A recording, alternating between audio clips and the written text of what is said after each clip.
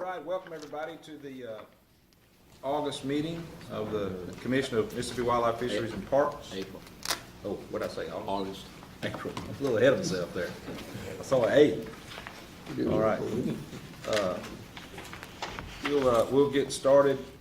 Let's get started with a prayer, Russ. If you will, have a prayer for us. Representative McLeod is here as well. Okay. Go ahead. Let's pray together. Father God, we thank you for the day, for the blessings that you give us, God, for this time together that we can do the work for natural resources of the state, God, that you entrusted us with. God, we ask that all that we do here is pleasing and honorable to you. God, we ask you just to give traveling mercy and grace to those that are here. God, return them to their families safely today. God, we thank you for the rain. God, we just ask you to be with our families as we are away from them today. God, we thank you for loving us. Most of all, we thank you for Jesus. All these things we pray in his name. Amen. I wanted to make an announcement. Earlier this morning, we had the oath of office for Commissioner Scott Coopwood. So we want to congratulate him and welcome him aboard for another term of service on the commission. Yeah. All right, we'll get started. Let's go over the minutes first. Has everybody reviewed the minutes? I'd ask for a motion if so. Make a motion. Second. Motion's been made and seconded. All in favor? Aye. All opposed? Motion carries. Dr. Polis, are there any changes to today's agenda? Under your other business, do you have the discussion on executive order for Wolf Lake Yes, sir. listed? Yes, Do you have wildlife proposed rule 8.2 regulation for enclosures on your agenda? No, sir. We do We not. need to add that Under wildlife. under wildlife, other business. Oh, under other business. Which was it But called? we can move it back under wildlife. It's, proposed rule 8.2 regulations for enclosures. Oh, wait, that's going under wildlife while we're in the middle of wildlife. Under agenda 6. Is that got to do with the new legislation? Right, Okay. Okay. We got that's it. Anything else? Anybody got anything else? All right. Then next on the agenda will be about license sales. Listen, Mr. Thompson. It's a good report. Good report. Mr. Chairman, Commissioners, the report for the month of March shows that our revenue is up over 12%. That's a $1,900,000 increase in revenue compared to the end of March last year. Resident license sales are up 8%, sportsmen's 8%, all game 2%, WMA permits are up 18%, and duck stamps 23% compared to last year. Great. Non-resident license sales are up 13%. The annual all game 13%, archery primitive weapon 19%. The freshwater fishing, the annual 24%, and the 3-day is up 31%. Duck stamps are also up 21% from last year. In our permit category, sales are up 16%, and lifetime licenses are up 34% compared to last year. At the bottom of the summary report, WMA app downloads for this fiscal year, 15,250. That's 11,674 iOS users, 3,576 Android users. We don't have a comparative to that, do we? Because this was the first year. There's not a comparison to that, is there? I mean, previous year? It is. Okay. It is. We can, let's see.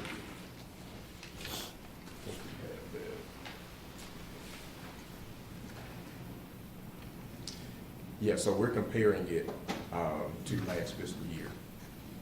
So on your summary report, we do have a comparison. So we have the entire year, FY20, which is a full year, and then we're doing a kind of a year-to-date comparison, last fiscal year versus this fiscal year. And yes, sir. 51,507 set up for auto renewal this fiscal year versus 33,513 last year. 20,000 more for 20,000 auto more. renewal? That's unbelievable. That's so good. And the last thing, license packages, 21,634 this year versus 10,853 last year. Packages work. So, why don't you give us some information on, what your plans are as far as contacting those new license holders? An email has already been sent out to our new license holders. What we did was pull data from 2020, the year of COVID, to see how many first-time buyers we had, and also lapsed hunters, people that had not purchased 3 years and back. And there was a special email that was recently sent out to them, and we're going to send out another email, and we'll be able to track it. Trying to gain them. Yes, Did a bunch of them go auto renew when they did the first time? a good number did auto renewal, correct? So we are making correspondence with that group. How many different style packages do you sell? 12. 12 different. Were there 3 or 4 that were the most popular, or they all? The Sportsman's Yeah, package. I knew that was probably the biggest one. Yeah, and that's, that one is $80, so that's the one that most people are buying, the residents are. Will you narrow that down in the future, or will you narrow down the options in the future, or is that gonna stay with what you got? For right now, we'll stay with what we got and just look at it from year to year. Okay. What's, I mean, with a non-resident 7-day all game hunting, how much do we charge for that? 125. 125. Yes, sir. So if they wanted to, upsell or increase it, do we have an option to do that? We do, but they would still have to pay the full amount for annual all game, which is $300. I was up in Tennessee the other day and they had their non-resident 7-day was, I can't remember if it was a little bit more than that, I think. No, it's in that range. Then for $92, you could increase it to a all-season thing or something. Yeah, right now they're paying the full amount if they did want the annual So, all and game. the full non-resident here would be what? $300. 300, Yes, sir. okay. And then, if they wanted people that come here to hunt turkeys, are they supposed to buy a non-resident turkey permit? Yes, they have to have a turkey permit. So for somebody to come hunt a WMA, Mississippi, if they want to come for 7 days, they're supposed to, they could at least, the very minimum, they would buy the 7-day 7 days. non-resident all game and a non-resident turkey permit, And then the WMA. and a WMA permit. That's How right. much was the turkey permit? I think the turkey permit is $30. Think about it right, yeah. So yeah. Okay, great, thanks. Jason, just Thank you. keep these coming. Okay. Keep selling, you're doing a good job selling. You're good It helps salesman. us all. It gives us Pittman Robertson and everything. That's good stuff. All right. So, I don't see anything on my list of public comment. Do you got any registered? Okay. All right, we'll move to fisheries then. Well, we had those Nope. letters, we sent the letters to y'all in the mail. I don't know if you got them. Yeah. Which ones? Dog hunting and stuff. The dog hunting. Like Private a land. million of them? Private land, yeah. I've never seen the response. But, Yeah, so Colonel there's- Adcock's response. Yeah, we got Colonel Adcock's response back to them, so that there's the biggest outcry of private land complaints on dog hunters I've seen. That since I've been sitting, I believe we sent it to the legislature, those Yeah. letters. supposed to send they to the did. chairman. To the Send it chairman, to the chairman. Speaker, Lieutenant Governor, and the chairman. yeah. And maybe the governor. He did? Okay. All right, let's go fisheries. Good morning, Mr. Chairman, Commissioners, Dr. Polis. We have 3 proposed changes to 3 of our fisheries rules. The first one is Rule 1.4, which is our statewide creel limits. Lake Mary Crawford, which is located near Monticello in Lawrence County. This is a lake that's been closed for the last few years for renovation. So these are gonna be our creel limits for fish and size limits. Largemouth bass will be a 16 to 22 inch slot limit with a 10 fish creel limit allowing 1 over 22. Bluegill and red ear sunfish, 25 fish daily creel limit, and crappie a 15 fish daily creel limit. The other is Choctaw Lake, which is a U.S. Forest Service lake located near Ackerman. We're basically adopting these regulations that the Forest Service already has. For largemouth bass, it's a 16 to 20 inch slot with 10 fish creel, 1 fish over 20 inches. Bluegill and red ear is 25 fish daily limit. Crappie is a 12 inch minimum length limit, 10 fish daily limit. Catfish is 5 fish daily limit, and there's no harvest on walleye. That's all the proposed changes we have to that rule. Do we want to vote on each one individually or all together? All together. Put them all together. Next rule is, Can we? Yeah. Yeah, you can do them all together, it's a group. next rule is 2.1. This is our state fishing lakes rule. We are proposing to increase our camping rates. The first one is our daily RV camping rate, from $22 to $25. This will be similar or the same as what Parks recently changed, but this will be at 3 of our lakes, Collin Panther Lake, Neshoba County Lake, and Kemper County Lake. The 30-day RV camping, we will go from $460 to $500. Yes, sir. The $25, is there any difference in the pads at those, and will some have? Yes, sir. The campsites at these 3 lakes are similar to what Parks have. They're large pads with the 50-ounce service, and yes, sir. Okay. Well, I just make sure it's apples to apples. The 30-day RV camping will go from $460 to $500. So their RV can't, we only allow 14-day on Parks, and we allow 30-day here? We sell a 30-day permit. Wow, that's interesting. Yes, That's sir. great. And the primitive camping will go from 15 to 17. We removed that Lake Mary Crawford is closed because we plan on opening that later next month. We added that Holmes County State Park Lake is closed. It's currently drained for renovation. We're doing some spillway repairs there. And we added that Elvis Presley Lake will be closed for renovation. And we'd like to lift the creel limits there so people can catch all the fish they want while we're draining water. Of course, that lake's located, 300-acre lake close to in Tupelo. Rule 2.2 is our Community Fishing Assistant Program, CFAP.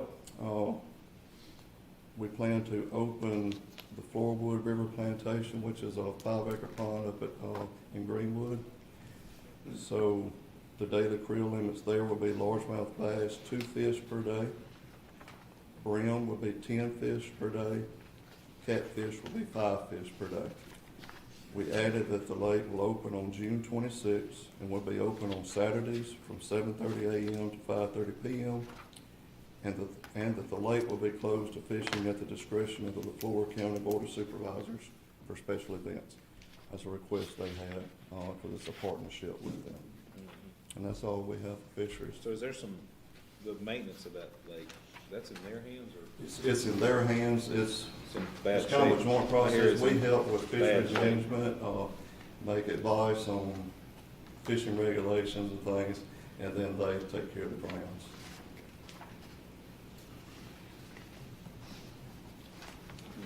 Motion. So, yeah, I guess we gotta have a motion. Well, yeah, let's do the motion, specifically, for 1.4, 2.1, and 2.2, approval of those. So moved. Second. All in favor? Any opposed? Motion carries, thank you. Thank you.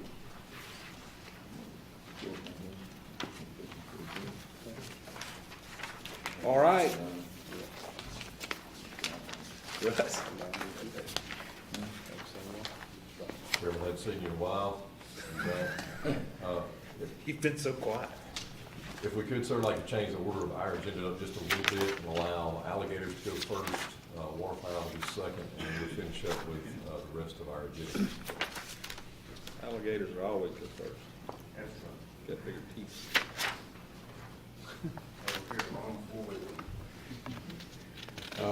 Today, we'll be accepting the final approval for Alligator Admin Rule 5.3, Public Waters, we've had no comments, other than the regular can't wait till the drawing comments. And correct me if I'm wrong, Doug, Drew, we are not accepting 5.2 because we didn't open it up for any changes. So we're just accepting Rule 5.3 as final. All right. Do you need a, We're on 5.3. okay, you need a vote on that? On 3, yes. Move to accept 5.3. 5.3. Second.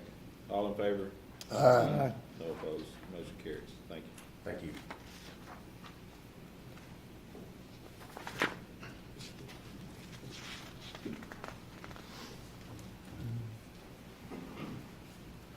How you doing, Houston? Good morning. Good morning. Mr. Chairman, we have in the commission's packet this morning recommendations for migratory game bird hunting seasons. And if the commission's pleasure, we can go through the things that are maybe changed from status quo, or we can go through line by line, whichever you prefer. Let's go through the changes, okay, we got? Yeah. So with the dove season recommendations, the only change that we had there were from some public comments that came during the season last year, wanting to have some days in the north zone that overlapped Thanksgiving holidays. And so there was, last year we had a very short split between the first and second segments in the north zone. So we took the first week of the second season and moved it to the end to cover those November days, those Thanksgiving holidays. This is dove season. Yes, sir. Okay. And so the only other change for the dove season will be, we've noted here the commission's desire to open both zones, the opening date open at noon. Yeah, so we want to hear the public comment about going back to the tradition of opening day at noon instead of in the morning. You know, kind of brings the tradition back, gathering up, big gathering, family gathering, that type of thing, and have a dove hunt in the afternoon. We'll see. I think there's possibly some law enforcement advantages to opening it up at noon. But we'll see what we get with public comment. But after that, it'd be all. Yeah, it'd be regular. All day. Through the. It's only for opening day. So Noon to sunset would be that day, and then. So the only other changes really from status quo, the other seasons are just because of days on the calendar, moving those, but those seasons are where we normally set those. The duck season, we did present two options there. What we typically do with our duck season is go as late as we can and then start backing up basically, and then we maximize our splits using weekend days. So option one there in your packet would be the typical status quo Friday after Thanksgiving opener. Right. And then the other one we just presented graphically there for you was the Thanksgiving Day opener, just to show you what that would look like. Yeah. What's the major difference in those? Thanksgiving Day opening versus Friday afternoon. I mean, there's no. I'm gonna be divorced. I'm gonna be divorced if we open it up on I Thanksgiving. understand. We gotta do it the Friday after Thanksgiving. As far as the framework goes, if you did that, it doesn't. The only major difference is if you do the Thanksgiving opener, then that third split is opening on a Friday instead of a Thursday, but it's not a major change. So that December 9th day is kind of what you're looking at trading off. We would, well, I'll let everybody else speak. I would propose that we stay with the Friday open. Well, since I don't want you to get divorced, I'll make that motion. You don't have to go, so. Well, yeah, I do too. That's there. So the other thing just to make mention of on the duck season is the way scallop populations are right now, we are allowed what's called a hybrid season, where we can't go a two-bird bag for the entire 60-day season. So we have 45 days of 2 birds and 15 days of 1 bird bag. Where do they fall? So that's the maximum opportunity that's allowed. Previously, we have selected to go with simplicity and go 60 days with a one bird bag. That is not the maximum that is allowed on the table. And so we did have some public input from scallop hunters last year, more than I expected. Really? Yes, sir. Shocking, that's all we had to shoot. That's right. Some of them, some of them are coast hunters, Yeah. where that's a primary species, and then others were catfish pond complex hunters as Right. well. So We're talking about scallop, not greenbacks. That's right, Real right. scallop. yeah. So, I'm not looking at it. Are you proposing that the 15 days with the one goes in the beginning of the season? Yes, sir. That will And be our then the two. recommendation. And then two per day for Further. the season. And those dates are listed there in the Word document of where they would fall. So the dates would be the same dates as the regular duck season, they're just the day when it would Change. You better state that pretty solidly, because I don't know that we've ever done, have we ever done that? We have not. Yeah, that's a new wrinkle, so everybody better be aware.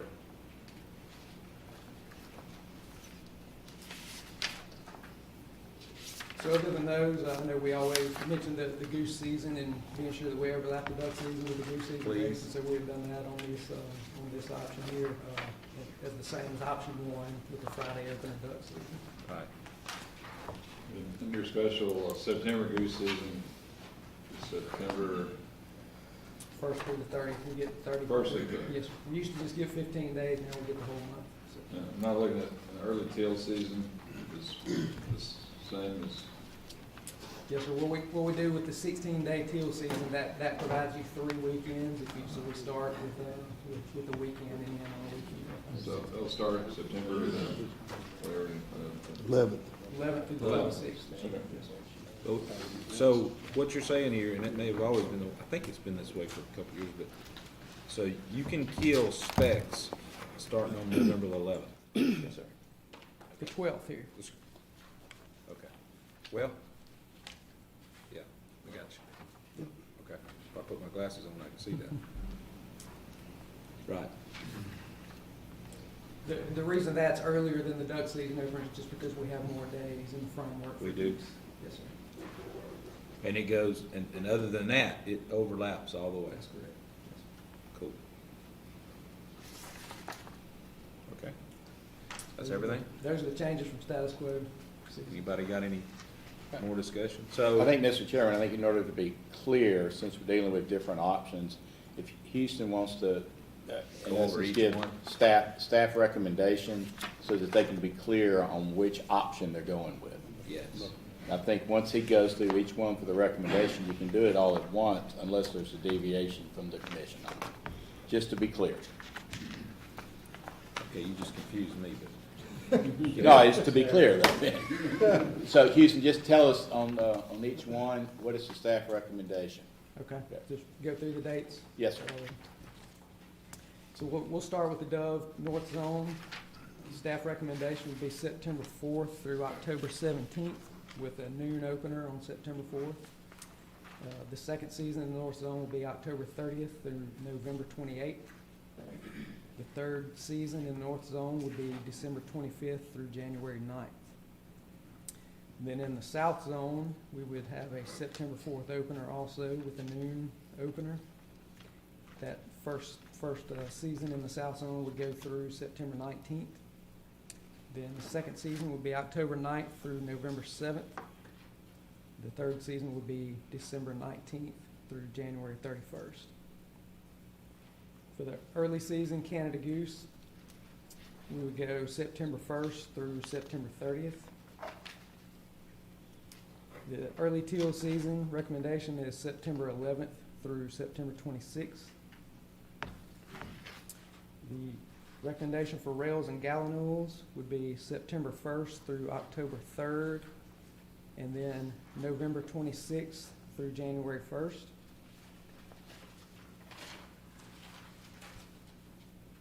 The recommendation for the snipe season would be November 14th through February 28th. For woodcock would be December 18th through January 31st. For ducks, mergansers, and coots would be the option one in your packet, which would be November 26th through the 28th, December 3rd through the 5th, and December 9th through January 31st. The recommendation for youth, veteran, and active military waterfowl hunting days would be February 5th and 6th, which is the following weekend after the regular duck season. Had a lot of positive comments on that. Yes, sir. The goose season recommendation, regular goose season would be November 12th through November 28th, then December 3rd through December 5th, and finally December 9th through January 31st. Now, do I have a motion?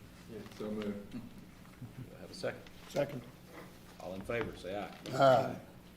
Okay, thank you. All right. That was a good one. Okay, what we got next? All right, Mr. Chairman, I'll round out the end of our section of the agenda here. We'll begin with WMAs. So in your packet there, you have Section 4 WMA regulations. It should be page 2 for you, the summary sheets there. You going to just quickly hit the highlights of each of these? Okay. So under basic regulations, Rule 1.1, we recommended to take the electric bike language that is in the basic regulations for all WMAs and move into the special instructions section for each WMA to clarify electric bikes may be used on some WMAs, but they're not allowed on other WMAs, such as core as a divide section, canal section WMAs primarily, core lands, and Forest Service. Their regulations differ from ours. That's from their regs, not ours. That's right, their regs, not ours. And so our the electric bike language will go to special instructions for each WMA. And not the basics. Basically, we're gonna have ability to go electric bikes on all our own. That's correct. WMAs. That's correct. Next one is the boating in high water for canal section and old river WMAs. This would provide some language that any watercraft that is left unattended would have to be clearly marked with the contact information for the owner, or it has to be registered if it's a watercraft that the requirement is to be registered, and if it's left longer than 30 days, it can be removed. Camping for old river WMA, this language would require all camping campers or camping equipment to be removed for 72 hours after the 14-day period. Campers can be there for 14 days, and after that, they have to be removed for 72 hours before returning. Deer regulations for Bienville, Caney Creek, Chickasaw, John Star, and Tallahassee WMAs. Recommendation is to increase antlerless deer opportunity there during the second gun season, December 16th through the 23rd. Also on Marion County WMA, extending the antlerless opportunity there from January 4th through the 31st. For Red Creek WMA, recommendation is to decrease antlerless opportunity and only allow it during archery season. So during the primitive weapon season, now would be legal bucks only. For Old River WMA, our recommendation is to only allow legal bucks during the December 16th through the 23rd rifle season or gun season. Legal bucks only there, allowing only antlerless opportunity during the primitive weapon and archery seasons. For Mahana and Twin Oaks WMAs, after the 2019 flood in the South Delta, the South Delta zone was created and bag limits were altered there. We no longer recommend that zone be in place, so we're recommend that zone be removed. That would also require the language change there from Hannah and Twin Oaks. For Malmason WMA, recommendation is to standardize the season dates with statewide seasons for deer hunting. Tuscumbia WMA, recommendation is to create a October primitive weapon hunt, and during that primitive weapon draw hunt, there'd be 2 does and 1 buck allowed for harvest. The does must be submitted for CWD sampling, and a doe would have to be harvested before the buck can be harvested. This is an effort to reduce deer density there. Deer density is very high, deer condition is very poor, as well as CWD being approximately a mile from that WMA. This is similar to Black Prairie WMA, which we also have an October primitive weapon hunt.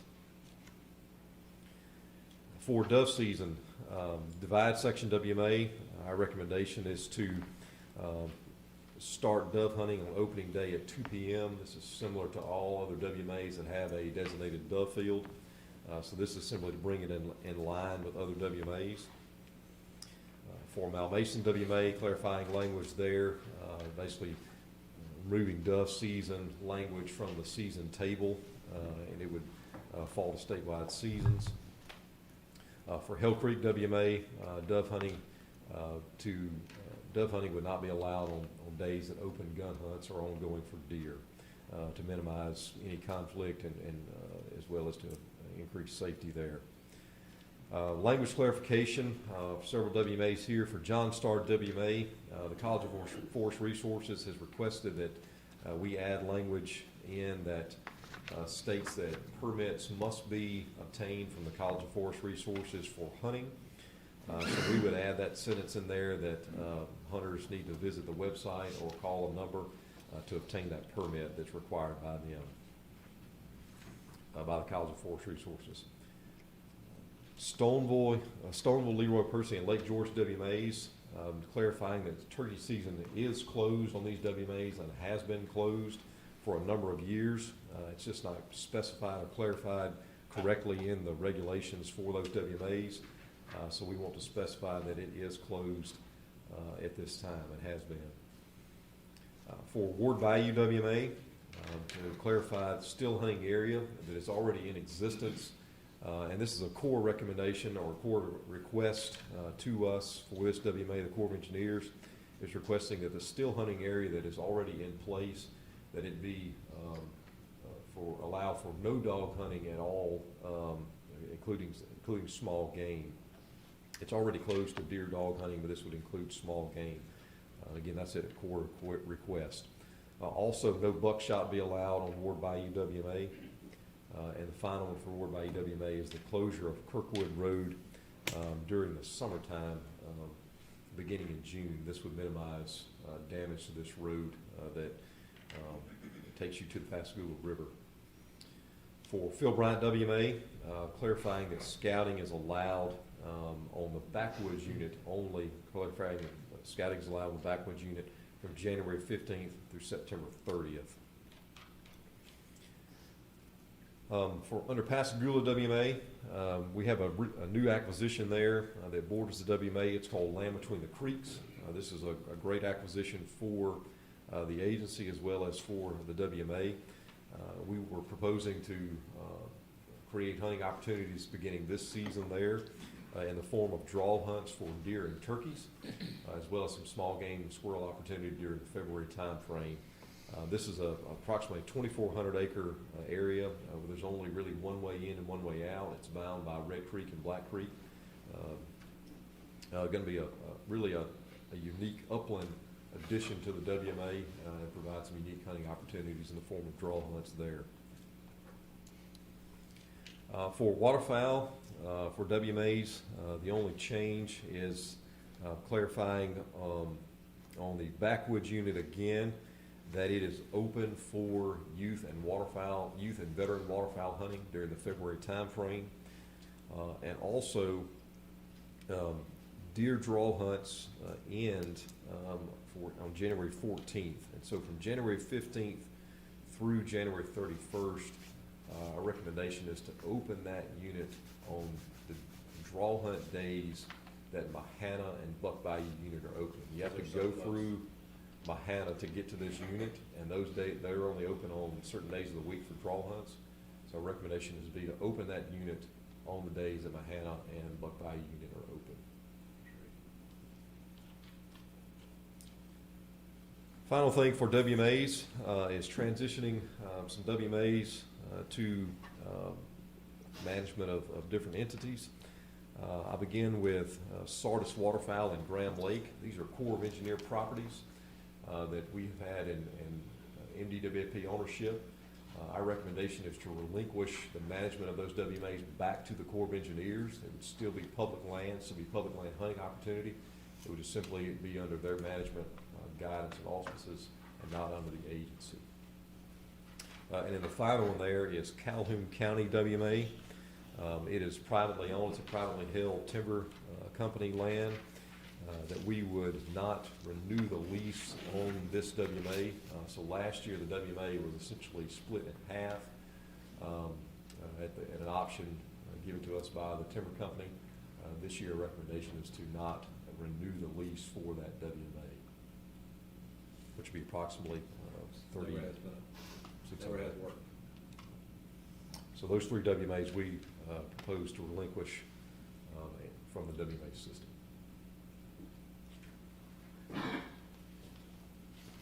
Anybody have any questions? A lot of information there. Well, that's the same stuff we just went over earlier. Ask for a motion to accept The WMA WMA regulations, right, as presented. as presented. Thank you. So moved. Second. Need a second? Second. All in favor, say aye. Aye. All right, motion carries. Thank you. All right, the next in your book there is going to be whitetail deer season and bag limits. It should be page 4 in your book. In the wildlife section, the lead text 6. It should be page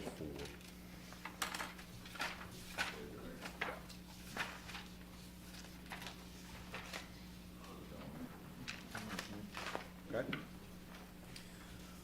Okay, number 1 under, so you rule 2.2, whitetail deer seasons and bag limits. Number 1 is that we recommend removing the South Delta deer zone. Again, that zone was no longer needed following the 2019 flood. So the bag limits would be, they would revert to statewide bag limits. The second one there, given that we do have CWD management zones now, we've had deer zones for a number of years now. There may be some confusions in the deer zones versus the CWD management zones. So our proposal is to simply just change the language and calling them deer management units. So we'd still have a Delta deer management unit in Northeast. Same thing, same zone, same geographic structure, just a different name to reduce any confusion with a CWD management zone. So simply just renaming them to deer management units. The third recommendation is going to be the creation of an additional deer management unit that would encompass 6 counties in the north central part of the state. So it would be the North Central Deer Management Unit. This would be DeSoto, Tate, Marshall, Benton, and Tippah and Alcorn counties.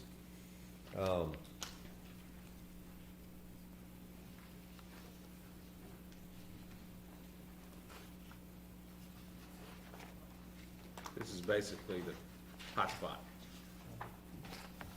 That's correct. I have maps here for you, if you want to see what this zone would look like. On the second page there would be this zone.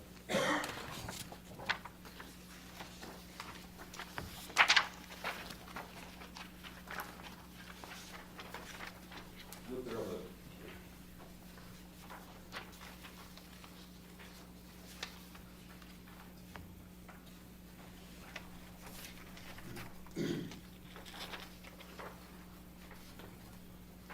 So on the second page there, you'll see where how this north zone would fit with the rest. Those 6 counties there that are in pink, labeled as North Central. So this would be twofold. Number 1, because this is a CWD area, and it's our the most, I guess, problematic, if you will, for CWD in the state. This would be in an effort to reduce deer density there, because we do know that a reduction in density can help combat CWD, as well as hopefully increasing the number of samples for CWD testing there. So the recommendation on private lands is to increase the buck bag limit from 3 to 4 and remove the antler criteria. So you know that several years ago we did, now we have the buck of choice, if you will. So the 3 buck bag limit, one of those deer can be any antler deer. We would recommend that we remove the antler criteria there, increase the bag limit from 3 to 4, and then increase the antlerless bag limit from 5 to 10. This area has a very, very high deer density. There are a lot of deer here, so this will provide more opportunity for hunters to harvest deer in that area, again, in an effort to. As reduce deer resident or density. non-resident? Resident Right, or that's non- right, but on private lands. But on private lands, resident or non-resident on private lands. And the only change for public land, and the only public land that would fall within this region is gonna be a portion of the Holly Springs National Forest, the open national forest. Not changing the bag limits there, but just simply removing the antler criteria for bucks on the Holly Springs National Forest in this region. But only in this region. That's correct, only in this region, that's correct. Only in the north central region, 6 counties. So those are our recommended changes for Rule 2.2. Any discussion? Why would anybody want to kill 14 deer? I know what you're doing. And a question, as far as the zones, deer management zones or units now, besides this north central unit, the southeast has a slightly different criteria, but everywhere else is about the same, right? That's correct. So the southeast begins later, begins on October the 15th and goes through February 15th. Right. And the antler criteria is different there compared to the delta. Right, so for simplicity, for people to understand it, the delta, northeast, east central, southwest, is really the same, unless they're in CWD management zone.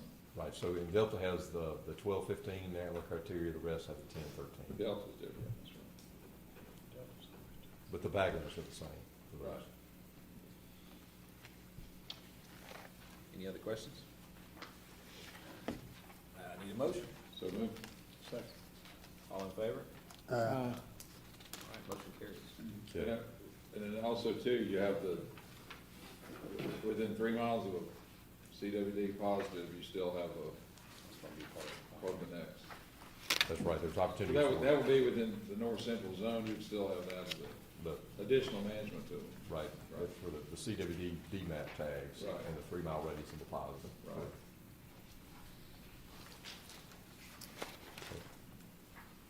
Next on the agenda is gonna be the CWD management plan, going hand in hand with Rule 2.2 there. Should be beginning on page 8 of your packet. We'll actually move to pages 9 and 10 and 11 primarily. So we're moving from the response, CWD response that we started in, voted in 2017, I believe. Correct. So now, this is the creation of the CWD management plan. Correct. We got it, it's here, but we gotta figure out how to we're not responding anymore, we're managing. That's right. The response plan was written before there was ever a positive. That's right. Correct. It was written just Learned as a a lot. contingency. Learned a lot. That's right, so this is dealing with the reality at this point. So this is just a summary of the plan itself. And I will, if I may, give a shout out to our folks on staff, William McKinley, Kevin Campbell, and others that have worked very hard on updating the response plan to a management plan. Spent a lot of time and effort in updating this. So we'll go through the high points and really discuss the primary changes that impact things on the ground, if you will. Real quickly, I'll go through goals and objectives there. So the management plan will have three goals, if you will, and I won't go through all of the objectives there, but I'll just briefly mention the goals. So certainly the goal number 1 will be to minimize the effects of CWD on Mississippi white-tailed deer populations, and that would include limiting prevalence, detecting it early, those types of things. They're listed in the objectives there that you see. Goal number 2 would be to increase the stakeholder understanding of, and again, I'm on page 10 now, increase stakeholder understanding of, support for, and participation in CWD management efforts. Certainly, as we've stated a number of times before, this is a conservation challenge like many others that have come before us, and we simply cannot win without the engagement of the general public and hunters. We need them to stay engaged in this effort. And so not only do we need to obviously be staying on track with the science and visiting with our peers and colleagues in the scientific arena, but as well as the public arena and the hunting arena, we need to stay engaged with hunters because they're going to help us win against this disease, hands down. And goal number 3 is increased understanding of CWD impacts in Mississippi. Again, continually passing out that information on what we know about CWD, what we are learning about this disease, and how it impacts deer populations, and what that means to just the general public as well as hunters. So next section there is, so this is how things will be impacted on the ground. So CWD positive detections, what happens with a detection, a new detection, or with ongoing detections that we already know about. So let's start with the management zones, and this is where, again, some of the primary changes are that we are recommending. So the first bullet there, following a confirmed CWD positive within a new county, all counties that are within 10 miles of that positive would be included in the CWD management zone, including the county, obviously, that is positive. They would be included in the new CWD zone. So again, any county that's within 10 miles of the positive would be part of that zone. The recommendation is that zone, or those counties, be in that zone in place for a minimum of 3 years. And at the end of 3 years, then it would be reassessed using an assessment tool that I'll talk about in just a minute. But that zone will be delineated by those county boundaries, and the regulations for that zone would essentially be what they are now, but with a change. So again, supplemental feeding would be banned in that CWD zone, and then what can leave that zone from a harvested deer would be those things you see listed there. One change would be the actual bone-in quarters. So to date, it's been deboned meat. Many states are going to this. The science shows that the bones, particularly the femur and the hindquarter, is not of concern as other parts of the carcass, the spinal cord. And so our recommendation would be to allow the bone-in quarters to leave the CWD zone. So that'd be the primary change. The rest of the things that there already are now, it can leave antlers, clean skull plates, finished taxidermy, clean teeth, hides, and tanned products can leave the management zone. So the primary change would be the bone-in quarters. And I think that's going to be a big plus for the hunters. The containment zone, and again, this is, there's no real regulation changes for a couple of these. This is just some nomenclature that'll be used. The containment zone, as Commissioner Munger alluded to just a minute ago, this will be that 3-mile radius around the positives where we can issue the CWD DMAP tags to allow additional harvest and gather additional samples for those landowners, hunters, managers that are in that 3-mile radius of those positives. Last year, this was very well received. We issued a number of tags. Actually, 9 of the positives that we detected in this past sampling season came from those DMAP tags. So we view that again as a good thing. People are using the tags, we're getting the samples, and it is giving us that data that we need. And the established zone, again, that's just a zone where CWD is there, and it's likely not going to go away anytime soon. So the North Central Deer Management Unit that we just created, that would likely be what we would call an established zone. Again, there's no regulations for these. That's just simply nomenclature to kind of parse out the differences there. All right, over to page 11, if you will. We'll talk about the assessment tool.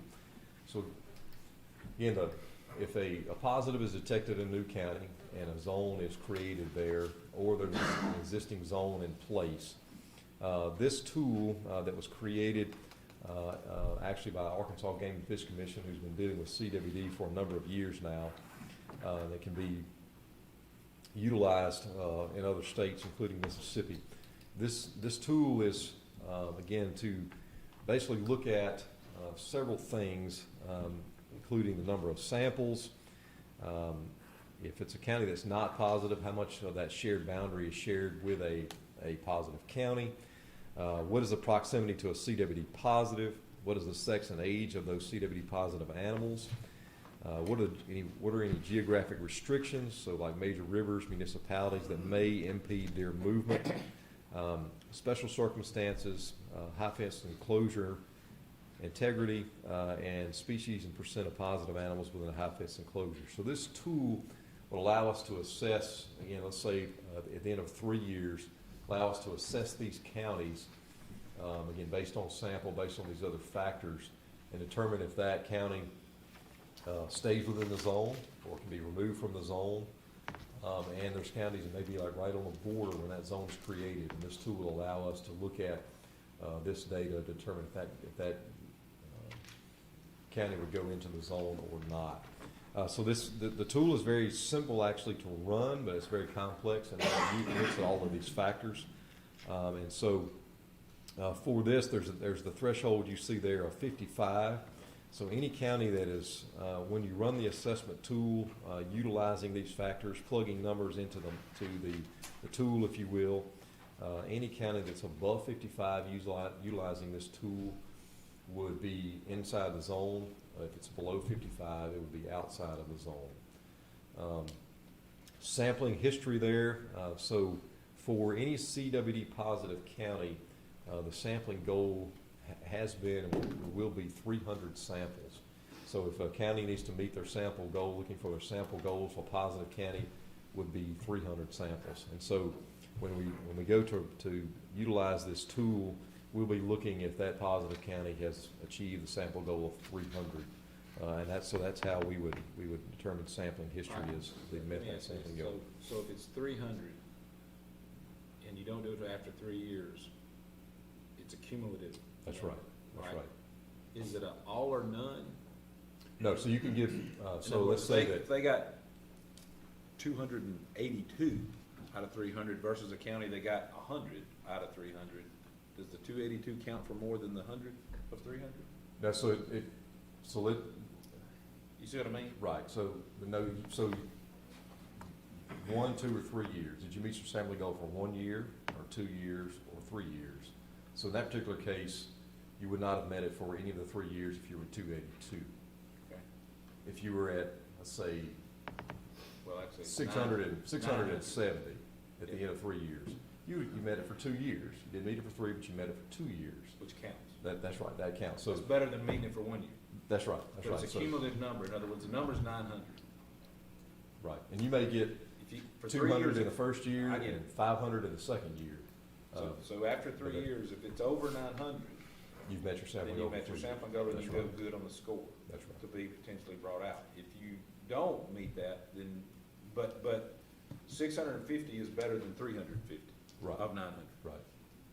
You're still getting credit for reaching your sample goal for X So number of years. the purpose of that is an incentive to get the hunters to provide samples, which is what we need. And so each year too, on our website, we have sampling goals and put sampling goals out there for each county. And so that's something that we can do on the map on our website. We can show sampling goals for those counties so that hunters know, hey, this is this sampling goal for this county. Sampling goals or sampling what they made? Both can be seen. Right now, they can see how many samples per county, but the sampling goals can be put out there for them to see. Of these as well. CWD counties, what's the average deer kill per year? So What would if say? you look at, if you just average the estimated harvest That's what I'm across saying. the state, divided by 82 counties, you're looking at over 2,000 deer killed per county. So it's doable. Absolutely doable. 300 is doable. Absolutely, absolutely.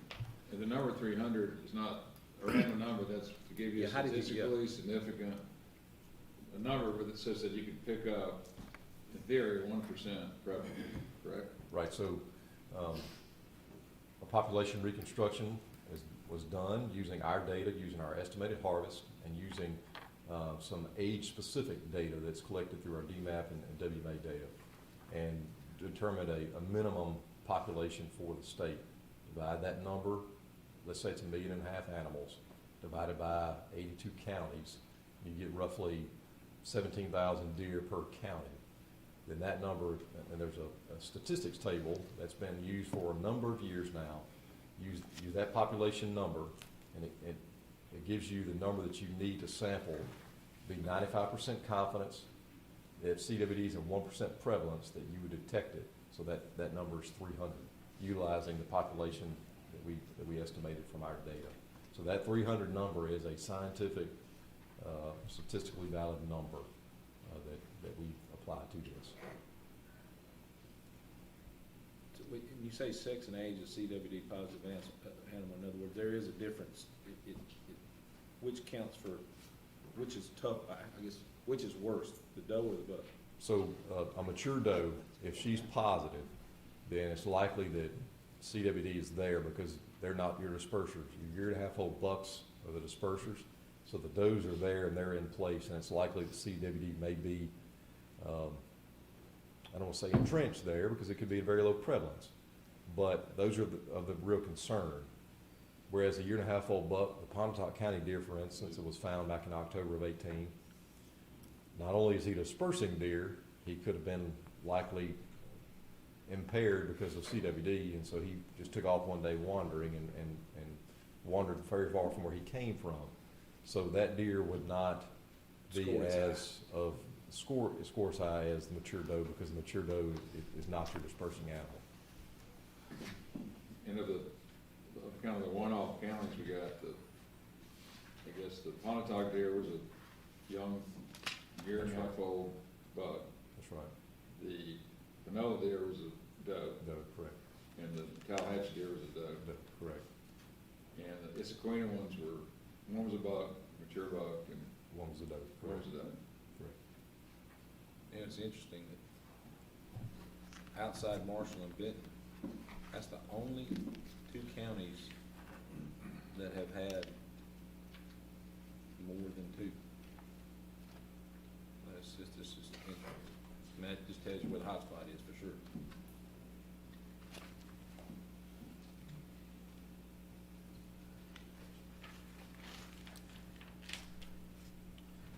So those are the, again, the primary changes for the management plan. We will bring those to you for approval. All right, any other questions? I call for a motion. So moved. To adopt as staff recommendation. Do we have a second? Second. All in favor, say aye. Aye. All opposed? No. Motion carries. All right, the final thing is Rule 8.2, regulations for enclosures preventing free ingress and egress of white-tailed deer. So with the passage of 382, House Bill 382, that's now in statute, this Rule 8.2 would need to be updated to reflect the language in House Bill 382. Do you have that bill or any reference to it? Only the rule was in the packet. I don't think the Is it statute. in the packet? Yes, sir, should be in there. I don't see it. Where is it located? It's down under other business, I thought that's. Okay. where it Oh, was. that's right. Sorry. We did. It's under 8. We switched it. Sorry about that. Yeah. It's in number 8, number 1.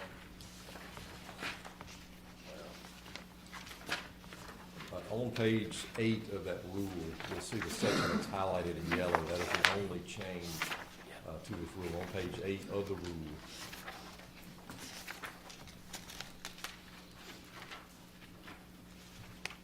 So section 5, white-tailed deer, subsection C, you'll see the second section there, I, that's going to be actually, the first section of I, we would remove the language about up to 10 deer harvested must be submitted for testing. All of that language, all of that sentence would be stricken from the rule. And then the next would be the addition to the rule, highlighted in yellow there. Each high fence enclosure shall submit viable samples for CWD testing annually in a number equal to 1 deer per each 200 acres of fence land whether the deer's mortality was due to natural causes as set forth above or harvested by means of hunting. Enclosures with acreages not evenly divisible by 200 will round up to the nearest 200 acres. For the purpose of this rule to be a viable sample, the sample must include 2 retropharyngeal lymph nodes from each deer. And that, the 2 lymph nodes is, we always collect, so. And again, this is reflecting House Bill 382. All right.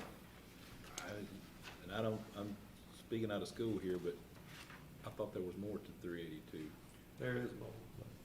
But As far as fees and the 5 mile rule. right. But it's not applicable to this particular rule. Right. Oh, it's not? They would not apply here. Correct. Okay. All right. Any more discussion? Need a motion? I move staff recommendation, Second? state law. All in favor, say aye. Aye. Motion carries. Mr. Chairman, I'm going to take the rest of the year off from being here. See you next year. Hold on, I want to discuss something here. Okay, as far as the legislation, Yeah, we need to We need to- discuss that, because I don't understand, I mean, I'm lost. It's that 5 mile deal. on the legislation, the changes as far as our regulations or what we follow in inspections, where will that change? To follow the 382 style deal.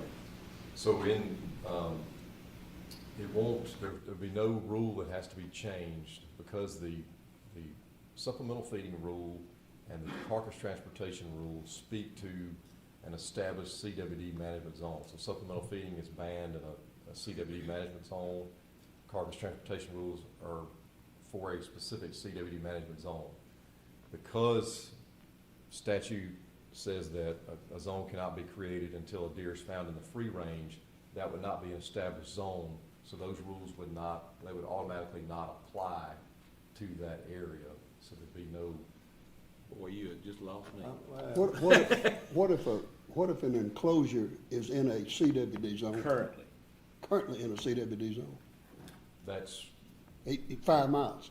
That's gonna have to be. The commission shall, it says in this law.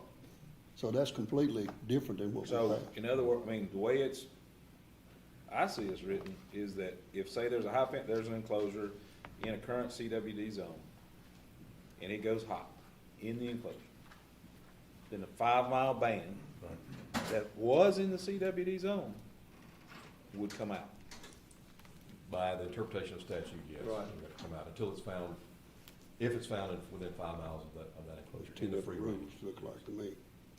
Well, you're talking about Must be statute confusing versus as- our That's gonna rules. screw it up, isn't it? Now, Well, as how far can you as far think? as our inspection, what we go for as far as inspection, That would not change. that would not change. That would not change, correct. Oh, So, again, what you interpret, the same thing I interpret is that if it's in a CWD zone today, and a high fence enclosure, which we've had none, we've not found one CWD deer in an enclosure. Let's make sure we understand that. It's not out there today. But if it happened, and there was a deer go hot inside a high fence enclosure in a current CWD zone, I don't care whether it's in Marshall or Benton, that's in our middle of the deal, then 5 miles around that's non-fence, 5 miles around that comes out from under CWD regulations, comes out from under supplemental feeding ban And carcass rate. and carcass rates. Correct. That is, That's screwed up. that is messed up. That's I would- messed up I big would, time. I would disagree with, that's the intent of what they I did in don't that think that was the statute. intent, but that's So what I think it needs to be clarified, but I would, it's illogical, and I would disagree I think their intent was if you found one within a high fence. I don't think they were thinking about CWD zone. No, they weren't. They were thinking about, they didn't want the 5 mile ban to be put into a zone right then, because they figured the fence might prevent it from spreading outside the fence. I think that was their intent. Now, that it may have to be clarified by statute or something. Well, But this right is- now, statute supersedes rules. But that's, So- average state law works, y'all know. No, it does, it always supersedes. Yeah, so. But also bear in mind, though, that really all we did today was, this is, the monitoring program. Well, I'm not talking about what we did. Okay. I'm just trying to that was the big question, what I was trying to understand, what it, you know, it's always unintended What we're consequences. trying to have is a discussion, Right. Yeah, okay? Because there's a misunderstanding already. the legislature would have to, if they want to clarify that, it had to be done by legislative Yeah, I act. mean, they drafted, they drafted it. Right, they could clarify They could- next year. They could fix it. Time messed up.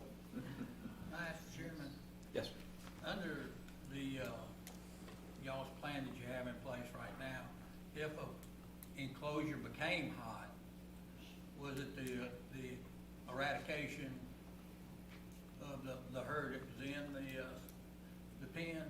No. No, anymore.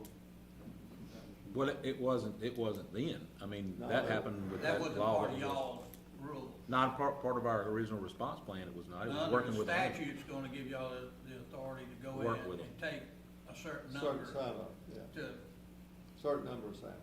Sample. I think it says the commission will establish a procedure to work within the work with the high fence. Right. That's right. people.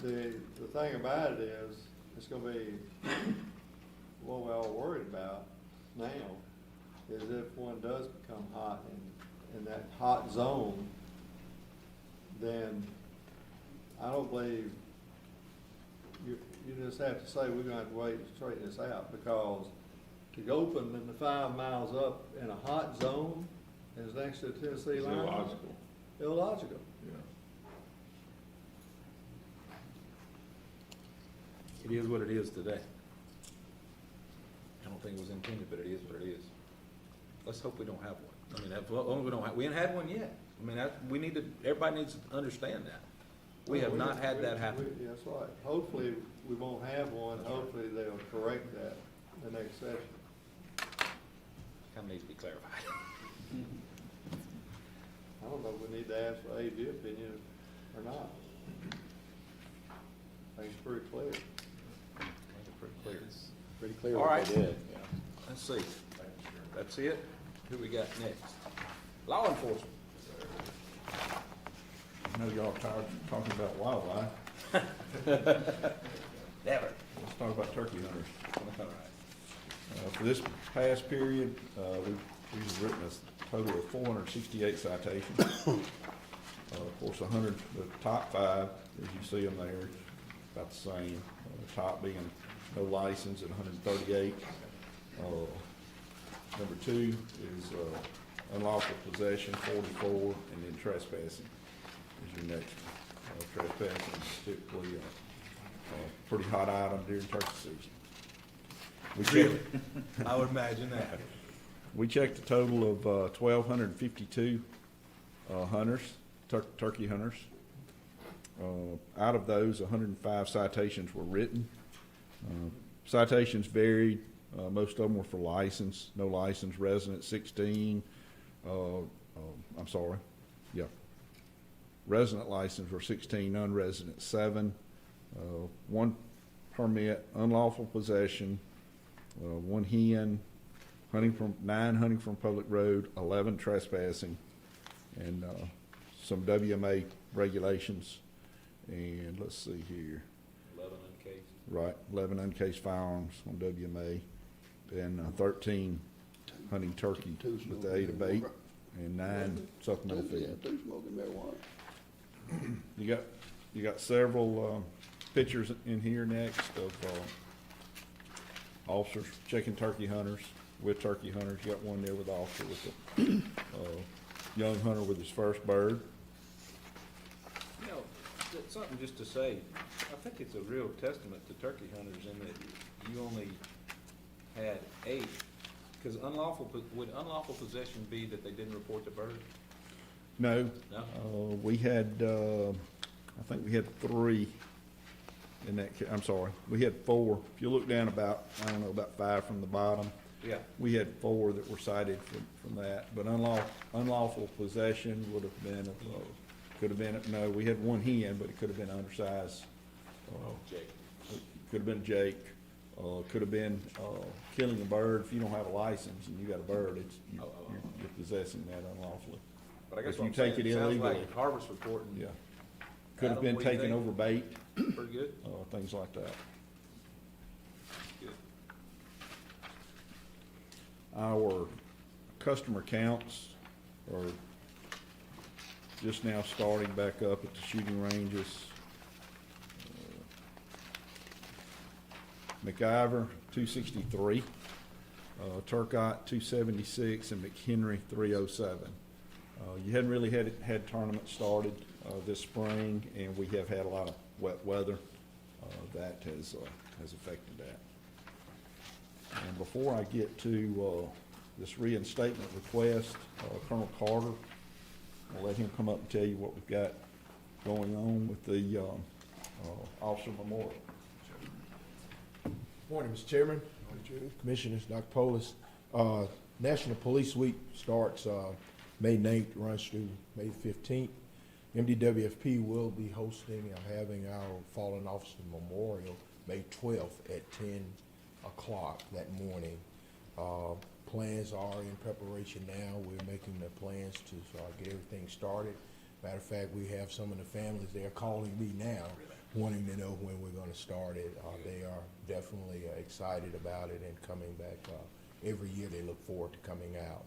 I hate they didn't get out last year, but they did watch us virtually as well. So we are in that stage now planning. We'll keep you all updated as we keep moving along. Are we gonna have a commission meeting Yes, that same, same like day. we do, Get a May speaker. 12th? May 12th. Did you get a speaker? We haven't heard yet. Working I'll on make that. a phone call. 10 o'clock? 10 o'clock, yes, sir. All right. Great. Thank you, sir. Thank you. Hope you have his Eats back singing at Choctaw.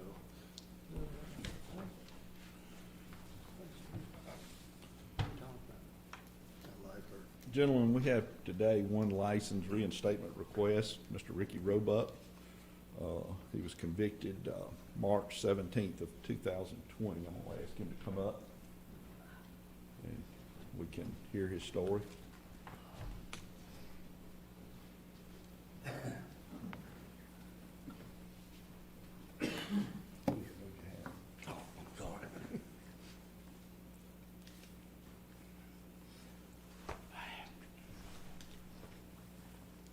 There's nothing there for you to read. If you would just I'm just looking at the top. Morning. How y'all this morning? All right.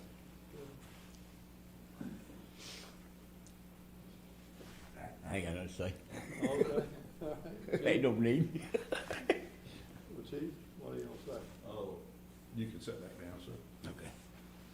Gentlemen, a couple of things here. First of all, this is his second offense. He was convicted in 2010 also of headlighting deer. In addition, he had his 11-year-old grandson with him at the time of this. So my recommendation is that he complete a 3-year license revocation before he comes back before this commission and see if we can't improve his ethics in hunting. I'm seriously concerned taking a 11-year-old and headlighting deer, committing a crime. To me, that's inexcusable. I think you want to say something. I'll leave it up to the colonel if he wants to recognize it. I want to say something now. Okay.